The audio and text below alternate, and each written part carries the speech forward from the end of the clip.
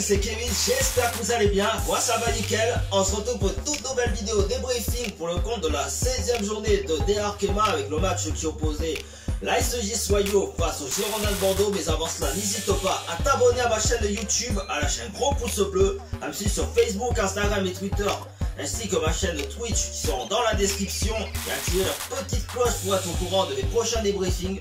Sur ce les amis, on est parti pour un nouveau débriefing. Yes.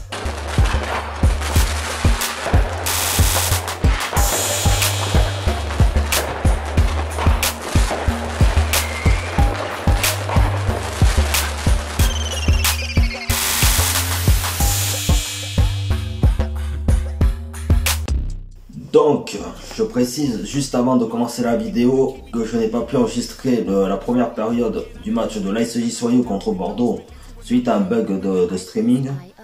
Donc bien sûr, ce que vous verrez au montage, c'est des images de la deuxième période. Alors, comment vous résumer la deuxième période de ce match de l'ASJ Soyaux contre les Girondins de Bordeaux? Bon, déjà, de ce que j'ai pu voir pour la première période, en fait, il y a eu des occasions, notamment un penalty manqué de Kanchi Asnoj. Et après, tout s'est débloqué en... Donc, pardonnez-moi de cette petite interruption, je cherchais juste les temps forts du match. Donc après, comme je disais en première période, il y avait le penalty manqué de Kanchi Asnoj.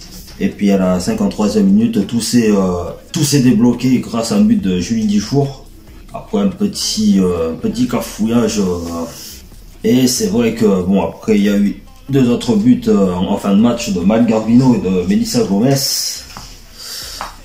Mais c'est vrai qu'on a senti les Socialiciennes perdus quoi, parce que c'est vrai que leur début de saison était assez compliqué dans le sens où il y avait une seule victoire en début de saison et après ça s'est très mal enchaîné. Même lors des phases allées contre les Bordelaises, battre sur un score, sur une lourde défaite, 6-0. Et encore là, ça va, je trouve que ça a été moins pire que le match aller. Donc on peut dire que ça a été moins pire pour les Socialiciennes. Même si par rapport au match aller, ça a été beaucoup mieux quand même, tu vois. Parce qu'elles ont eu des situations intéressantes. C'est vrai, et d'ailleurs je crois que je vais vous montrer un commentaire qui peut résumer la situation de Soyaux cette saison. D'une supportrice, bon je flouterai son nom bien entendu. Et franchement, autant, tu vois, ça avait commencé avec les problèmes avec la gendarmerie du football, la DNCG. Donc c'était en 2019, juste avant le confinement. Donc dans cette situation-là, ben, il y a eu beaucoup de départs des joueuses pour réduire, pour économiser de l'argent pour le mercato et tout. Enfin, tout ce qui concerne au plus haut du club. Après, il y a eu des arrivées un peu hasardeux, on va dire, hein, on va dire ça comme ça. Mais c'est vrai que cette équipe de Soyaux, même si je n'ai vu que la deuxième période, je trouve qu'ils ont perdu de leur niveau, quoi. C'est vrai que ça manque les Awa Sissoko, les Anaïs Dumont. Même Anna Clérac qui était sur le banc des remplaçantes n'est même pas rentrée, donc c'est un peu bizarre tout ça quoi.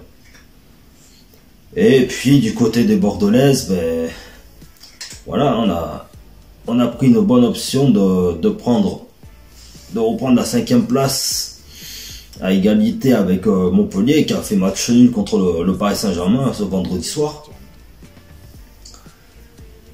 Et franchement, cette équipe bordelaise, elle me plaît bien en fait, tu vois. Alors non pas, elle me plaît bien niveau beauté ou quoi que ce soit, hein, moi je suis pas là pour ça. Mais ce que je veux dire, c'est que par rapport à la première partie de saison où il y a eu énormément de doutes. Vu qu'il y avait des joueuses blessées, hein, comme Julie Thibault, Delphine Châtelain et tout, Mélissa Herrera aussi. Voilà, il y avait plein de doutes là-dessus, même envers l'entraîneur Patrice Lair. Mais je trouve que cette deuxième partie de saison, elles ont relevé la tête malgré leur élimination rapide contre l'Olympique Lyonnais en Coupe de France. Et leur défaite aussi match retour contre cette même équipe. Après bon, c'est sûr ça va pas être suffisant pour aller chercher cette place européenne. Mais au moins de s'assurer peut-être de la 4e ou de la 5e place. 4e place d'ailleurs qui est occupée par notre prochain adversaire qui est Fleury 91 qui a perdu contre le Paris FC ce vendredi soir aussi, mais qui avait 2 matchs en simultané. Donc voilà quoi, on a pris une bonne option. C'est vrai que la question qui se pose c'est à la fin de la saison qui va rester quoi. C'est parce que dans toutes les joueuses qui sont en fin de contrat à la fin de la saison, que ce soit Claire Labauger, soit Mal Garbino, Charlotte Bilbao, Romane Bruno, Kadia Snodge, et Périssé. Donc franchement là ça va être...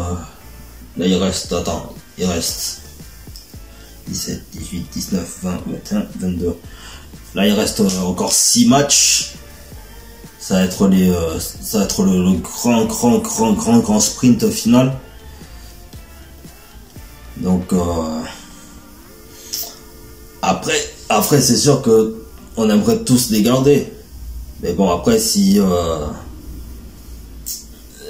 faut faire des économies d'argent, malheureusement on est obligé à contre-cœur de se débarrasser de certaines joueuses. Donc c'est comme ça, hein, tu sais. Et puis bravo aussi aux Stéphanoises pour leur match nul exceptionnel contre l'Olympique Lyonnais, sur le score de 1 but partout. Franchement, j'ai été énormément surpris par ce match nul. Donc voilà. Ensuite, donc le prochain match c'est contre Fleury 91. Alors ce sera pas samedi prochain mais dimanche prochain sur les antennes de Canal+. Je pense que ça va être là le match, encore un match décisif d'ailleurs.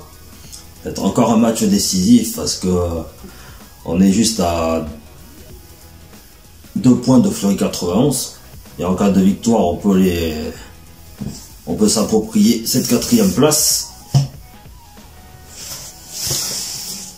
Donc franchement on prend une bonne option quand même, ceci dit. Salut à tous, c'est Kevin, j'espère que vous allez bien. Moi ça va nickel. On se retrouve pour une toute nouvelle vidéo débriefing pour le compte de la 17e journée de débarquement avec le match qui opposait Fleury 91 face au Girondins de Bordeaux. Mais avant cela, n'hésite pas à t'abonner à ma chaîne YouTube, à la chaîne Gros Pouce Bleu, à me suivre sur Facebook, Instagram, Twitter et ma chaîne Twitch qui seront dans la description et activer la petite cloche. Et ça me permettra aussi de préparer mon évasion. Sur ce les amis, on est parti pour un nouveau débriefing. Et oui, je n'ai pas fait le match aller contre Fleury 91, j'en paye le prix. Et en plus, vous avez vu ça? Vous avez vu? Alors faites-moi plaisir, mettez-moi un pouce bleu avant que je vous cogne. Bande de connards. Et oui, t'as compris, Fleury prison. Putain. Oh, mais...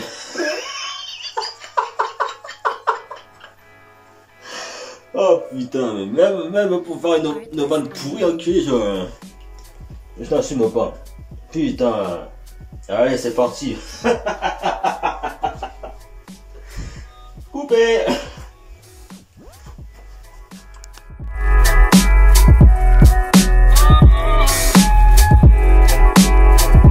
Music licensing reimagined.